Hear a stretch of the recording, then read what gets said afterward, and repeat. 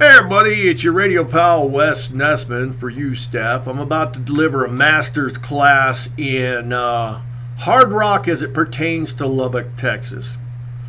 Lubbock, Texas is actually a hotbed of concert action. You may not think so, but for its size, we actually get an obscene amount of concerts. Just ask anybody who lives in Abilene, Wichita Falls, Amarillo. We get a lot of shows. Here's how it kind of went down.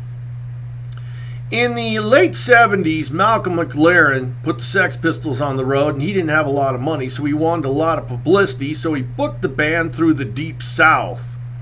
Atlanta, San Antonio, not Lubbock, but he booked them around this area and stuff on their way out to San Francisco. He did this so he'd get a lot of publicity, because he knew every time he'd come to one of these conservative hotbeds, people would say, you're not bringing them damn punks to my town. And of course, all the kids would come out because none of the parents wanted them to come out.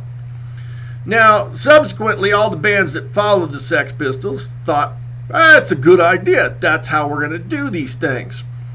And they established these routes, and a lot of these bands were willing to play more dates than the Pistols. So places like Lubbock, Texas, became part of the big touring route. That's why you had the Clash in Lubbock, Talking Heads, a little band called U2 came through here. A lot of bands like that. And then later on, it established the same routes for the metal bands. Now, the reason they kept doing these routes is pretty simple. Conservative meant a different thing back in the day than it does now. Now it's a political party thing, but back in the day it basically meant that there was all these button-up types that told you every hour of the day how you should act, how you should cut your hair, where you should go to school, and all that stuff. So down here in the South, we needed hard rock.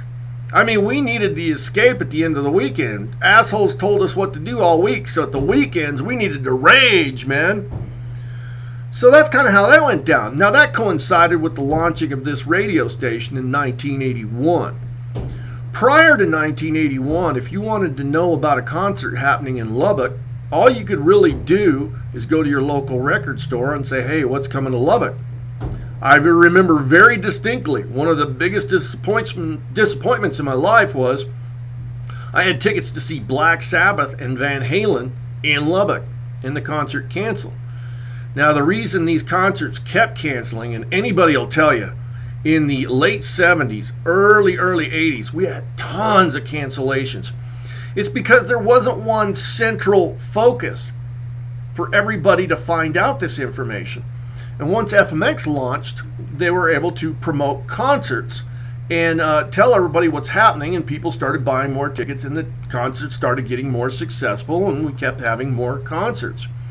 So the radio station played a very, very big part of that. In fact, the biggest question I still get to this day when it comes to concerts is, will the radio station support it? That's what they want to hear.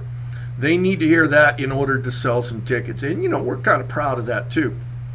So continuing on with our story, of course, metal became really, really popular through these parts because we supported it and because you guys needed it. And we'd have bands like Maiden that would play Lubbock 3 times a year, and bands like Riot. And we actually got very little of the other stuff. For every Huey Lewis or Rick Springfield concert, we had 3 Maiden dates and Riot in a club with Rat or something. It all tapered off for some reason during the grunge years. And I kind of think it was because those bands were in such high demand.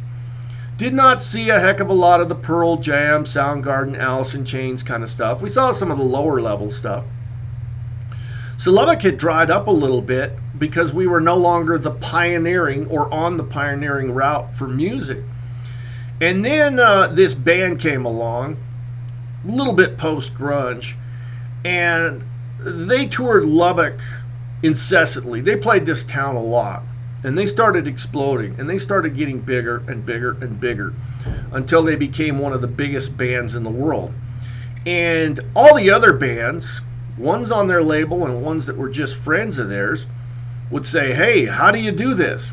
And the singer would tell everybody, if you want to make it, you need to play this route on the south, and you need to play Lubbock, Texas.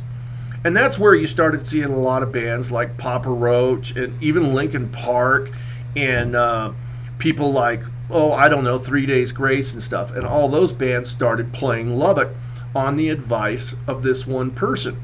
Now, it's not just bands like that. Even all the little metal bands, probably your favorite band, they come here because this one person established this route, established it as a thing to do. You're going to hate to hear this.